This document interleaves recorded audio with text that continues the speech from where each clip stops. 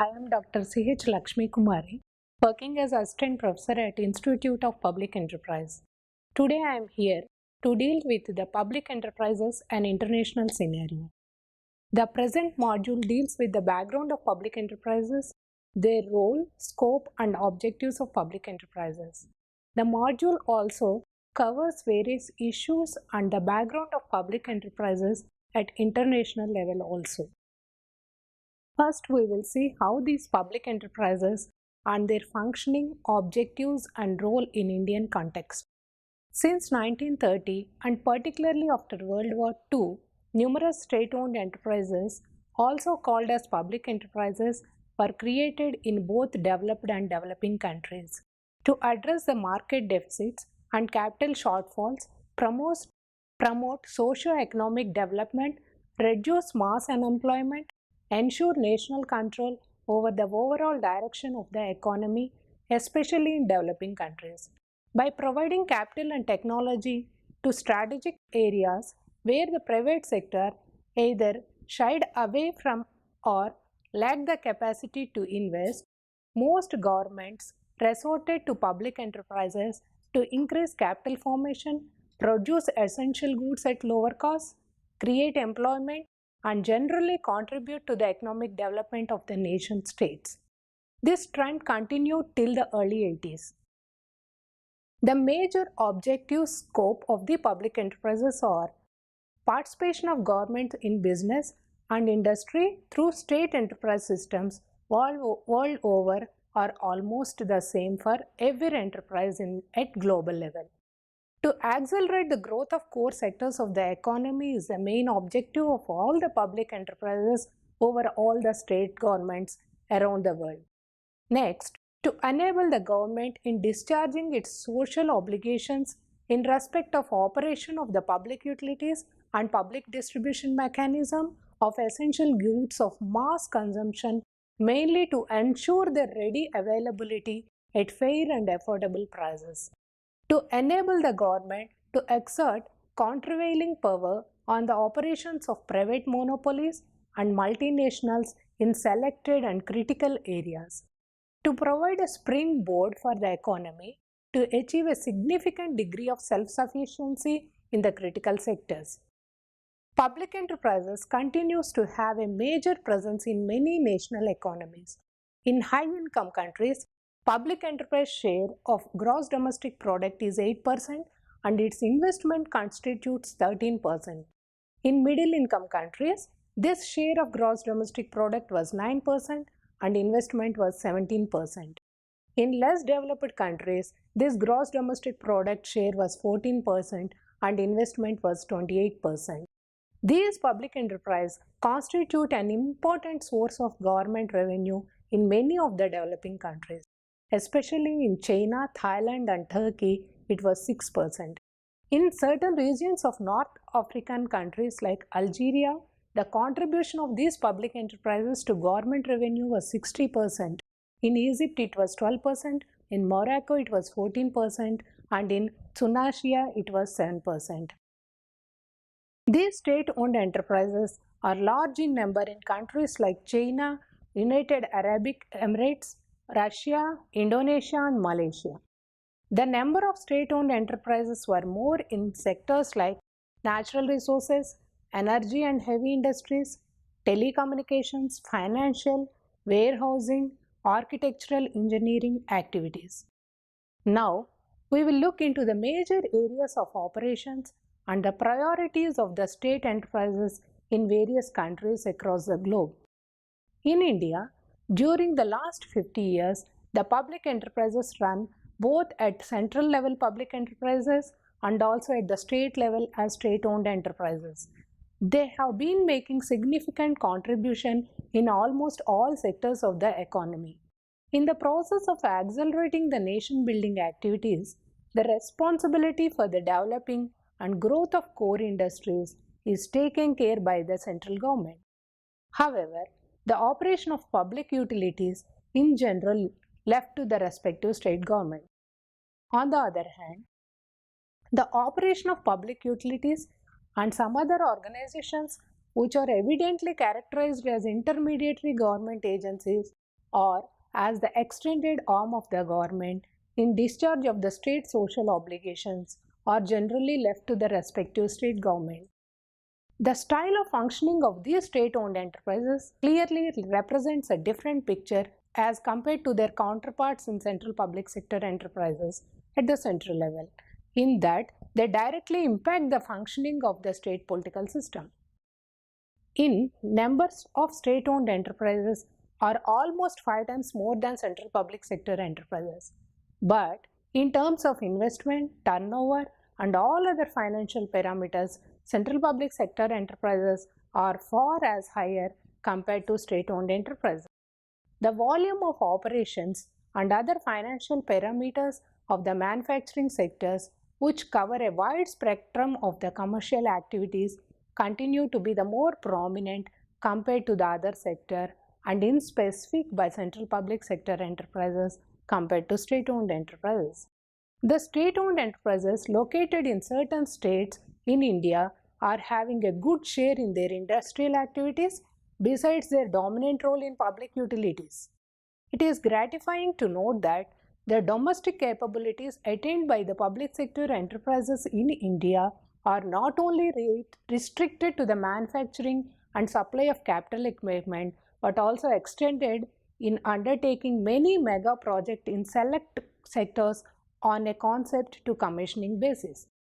Indian central public sector enterprises in particular are able to offer solutions through systems and services in the field of energy, industry, transportation, infrastructure, communication, and other key areas. In recent years, the service sector gained a most unforeseen and unprecedented spurt, which is almost to identical or even more than the manufacturing sector. It is happy to note that the Indian public enterprise system had quietly adapted to these changes and is able to effectively compete with the private sector enterprises or MNCs at global level.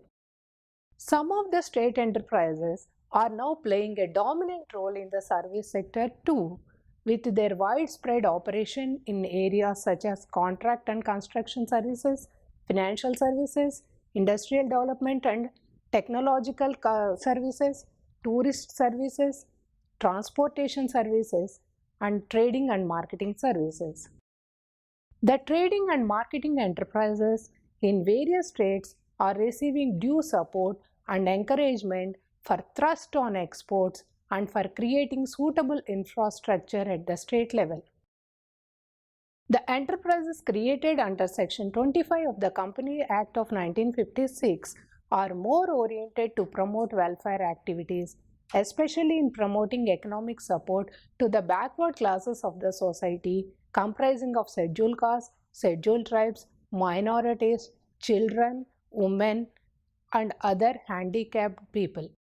Apart from 12 central public sector enterprises, some of the state governments in India have set up a good number of welfare enterprises to extend a helping hand to the backward classes of the society. Coming to Canada, the government business enterprises operate at 3 levels: at the federal level, at the provincial level, and at territorial level, and also at local government level. The business conducted at these 3 levels are distinctly different. At the federal level, the nature of activities carried out covers railway operations, broadcasting, mortgage and building construction, air transport security, postal operations, currency trading, nuclear power generation, minting and banking operations. The business enterprises operating at the federal level are referred to as Crown Corporation. At the provincial and territorial level, the business handled or reported as lottery business, sale of alcohol, etc. At the local government level, the activities carried out are limited to bus transportation, management of utilities like electricity, gas, and transportation. Government-run business houses and other activities handled by the government like education in schools, colleges, vocational training have the umbrella coverage of public sector. Coming to Singapore. In Singapore, the span of coverage with respect to industrial activity under government control appears to be very pronounced. The government control is reported to be operative under two conditions: government-linked companies and government statutory boards. The government-linked companies are controlled through a wholly owned government holding company which holds shares in the business entities like Mapletree Investments, Singapore Power, Neptune Orient Lines, Semiconductor Manufacturing, Sing Telecommunications, Singapore Technologies Engineering, Media Corporation and Singapore Airlines. Compared to Canada, in Singapore, the span of coverage of government-controlled companies is much wider. The activities covered including engineering, air transport, broadcasting and mass communication, public transport, telecommunications and power generation, transmission and distribution, electricity and gas retailing, real estate, shipbuilding, shipping and port management, etc.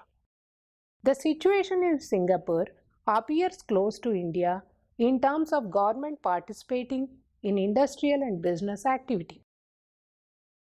The government of Singapore is intensely focusing on efficiency and thoroughness in all its endeavors. The government machinery can be its civil services, statutory bodies, or government-controlled business houses is laying greater emphasis on talent.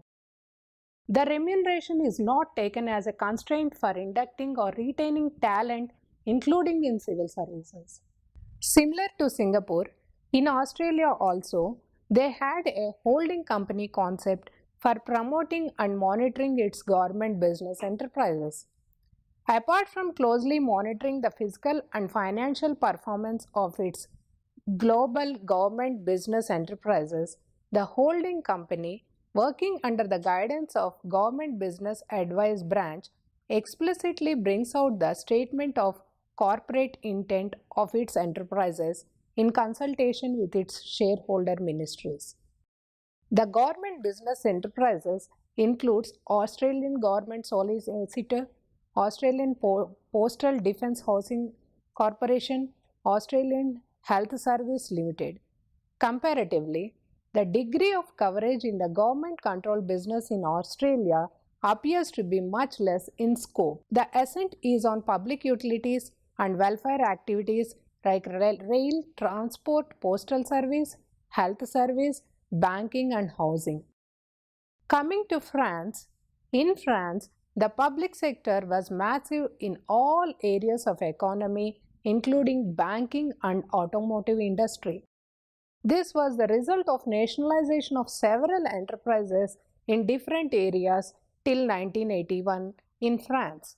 However, privatization is carried out since 1986 and a number of these enterprises like French Telecom, Air France, toll motorway companies have been privatized.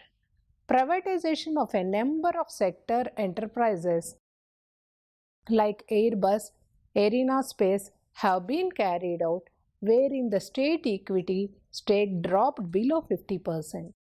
The number of public enterprises have come down from 3,500 to 1,400. All these enterprises got privatized in course of time.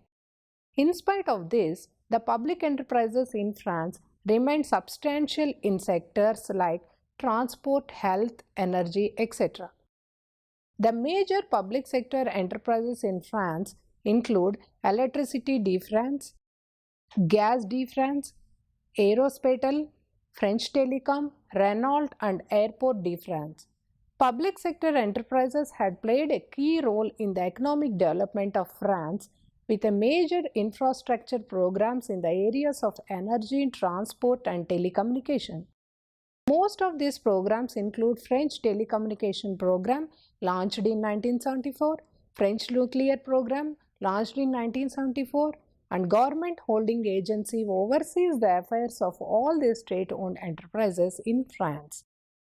The major strength on which the French public sector enterprises depends are the major leveraging factors here can be attributed to ability to cope with long-term objectives, ability to carry high debt with the state guarantees, and ability to define a strategy including public service priorities. Factors which are generally quoted as the weakness of Indian public sector enterprises structure are referred to in the same context in France also. Typical of these are political influence in the management of public sector enterprises, overstaffing with conservative trade unions, difficulty to cope with a competitive environment, and slow to react when facing problems. Public enterprises in France played a very key role in major infrastructure programs that include areas like energy, transportation, and communication. The French Telecom is cited as a successful public enterprise in terms of improving the infrastructure in the period between 1975 to 1985, when the need was felt and when things have substantially improved. The sector was opened for competition with increased privatization. In the early 70s, the telephone density in France was the lowest in Europe and the quality of service was very poor. An ambitious investment plan was launched and carried on by French Telecom, which was a 100% public company. The enterprise French Telecom was in pioneer of new technology, that is digital switching and data networking. Within a decade, the quality of the telephone service became one of the best in Europe. French Telecom was very profitable, which created a lot of envy as it was operating as a monopoly enterprise in France. In the period 1985 to 2005, the telecom market was progressively open to competition in the areas of mobile service, business service, international and residential connections. Challenged on the home markets, the telephone companies started to look for new markets abroad also. The human resources were diversified and the top management were changed with induction of CEO from management from the private sector. A new competitive spirit was nurtured without forgetting the value of public services. For years, the privatization of French telecom has been a very controversial issue. It happened late when the controversy has dissipated. In 1997, a minority stake of French Telecom was listed on the stock market in France and New York, that is in Paris. The employees were offered shares at attractive prices. The IPOs was very successful. The state ownership was progressively reduced from 80% to 51%. The ownership was dropped below 50%. The major holdings in state public enterprises are now held by an autonomous agency created in 2003 called the French Government Shareholding Agency. The French policy aimed at diversifying the shareholding structure that will team up public and private investors as well as the employees. The state equity stake dropped from 50% in the major public or private enterprises in the high technology strategic domains of aerospace, defense, and aviation sectors. Public enterprises are floated in the stock market while retaining state control for providing funds to the budget, changing the management, culture of the company, complying with standard accounting rules, and promoting employees' equity stake. The basic rule adopted in France for the management of public enterprises are, in spite of privatization program, public enterprises remain numerous in several sectors, that is transport, health and energy. The market is always the best judge of the performance of the public enterprises. Control must be done by a professional and independent body. Competition is often the best way to put pressure on the performance and on the management and change corporate culture. Developing employee ownership is a good incentive. Private investors are most often necessary as an additional source of funds. Public authorities function as good strategic stakeholders and put in position organization, and procedures adapted to this goal, including the choice of CEOs. Keeping in view the growing importance of public enterprises, the government of almost all countries started looking at the reforms in public enterprises. In almost all countries, the governments have started bringing out various reform programs in order to improve the performance of these public enterprises and to keep them on par with the other competing public enterprises in the market at global level. The integration of the national economy in the global market had led to the concept of privatization of public operations, leading to a reduction in direct state participation in traditional commercial and public service activities. Nevertheless, despite more than 15 years of privatization, government ownership is still prevalent in a number of regions and countries, particularly in certain basic sectors where the government intervention is very much required and where the public enterprises works for the welfare of the people. The government has not lost its interest and hope and on the control on these enterprises. The operating environment and the size of the market all have important bearings on the size of the private sector. In countries where the contribution of public enterprises is relatively lower than the private sector, the strategic importance of PEs to the national economy is still quite significant.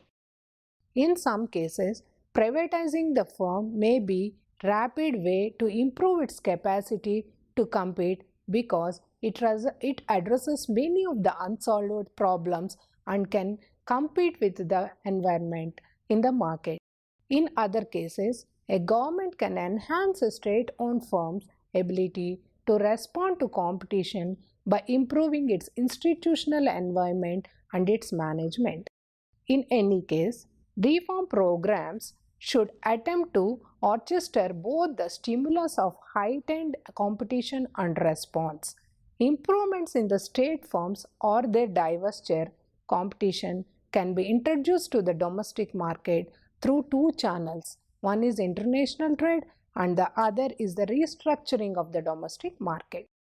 The exposure to imports through trade liberalization and the encouragement to exports through such outward-oriented policies as reasonable exchange rates, duty drawbacks, schemes, and easier export licensing can strongly encourage overall efficiency. A critical element of any reforms in the state enterprise sector is the move to market pricing where competition is possible and where it is not, the development of criteria for monopoly tariffs. Price increases are often needed to end further decapitalization of state-owned firms and to avoid the budget drains, wastage, and distortion associated with artificially lower prices. Government should avoid automatic cost-plus pricing and instead seek to provide incentives for managers to look for cost reductions as diligently as they look for price increase. In Turkey, for example, the government monopoly enterprises improved their financial situation and reduced the burden of budget by raising the prices. Governments could also well put together emphasis on reforming the institutional structure for setting tariffs. Several West African countries have begun to specify pricing formulae and efficiency targets through performance contract system modeled on the French contract plan. The experience has not been an unqualified success, but it seems to be a move in the right direction. Breaking up monopolies is becoming a common practice in almost all the developed and developing countries. Utilities in many countries have been broken up into various components. For example, electricity monopoly has been separated into generation, distribution and transmission and supply components. Where reforms have been undertaken, some useful lessons to the government need to be learned. The major lessons that almost all the governments need to implement where they are going towards the privatization or the reforming programs in their respective enterprises, the following lessons need to be learned by almost all the enterprises globally. Devise first sectoral policies that introduce competition and promote private sector development in the public enterprises. They should establish and maintain a sound regulatory framework for the remaining monopolies in the public and private enterprises. Maintain transparency in transactions and convince investors and their investments are sure. Negotiate, monitor, and enforce contracts with private suppliers of management and finances. Ensure that resources from privatization sale are put to productive uses. They should manage the inevitable political and social tensions that arise and ensure that enterprise reforms are implemented with special attention to the issues of foreign ownership and labor layoff. Indeed, failure to manage these issues can see the failure of reform program. Therefore, it is very much essential that for the performance efficiency of any enterprise, that is, the state-owned enterprise in various countries like France, Turkey, South Africa, Australia and Singapore, when coming to Indian concept also, competition plays a very important role in improving the performance of private and public enterprises both. So, in the developing countries, in the upcoming market structures, in order to compete with the private sector, the state-owned enterprises need to learn these lessons and compete in the market in order to be more profitable and competitive. Thank you.